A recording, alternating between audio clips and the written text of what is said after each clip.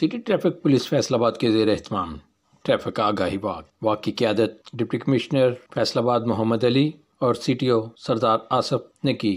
دیگر شرکا میں D S P traffic city زادہ پروین، ٹریفک سٹاف، تاجروں، طالب علموں، سول سوسائٹی کے نمائندوں نے شرکت کی۔ واک کے شرکا نے بینرز اور پلے کارڈ اٹھا رکھے تھے جن پر ٹریفک قوانین کی پابندی، ہیلمٹ کے استعمال، سڑکوں کے حادثات سے بچاؤ کے متعلق نعرے اور ٹریفک قوانین سے آگاہی کے پیغامات درج تھے۔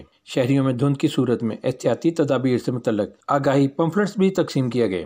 ڈپٹی کمشنر نے سٹی ٹریفک پولیس کے ایجوکیشن یونٹ کی کاوشوں کو سراہتے ہوئے کہا کہ شہریوں کو ٹریفک قوانین سے آگاہ رکھنا، ان پر رضاکارانہ عمل درآمد کی ترغیب دینا وقت کی اہم ترین ضرورت ہے۔ فیصل آباد سے رپورٹ کر رہے ہیں سی ٹی این نیوز کے نمائندہ خصوصی محمد تبسم۔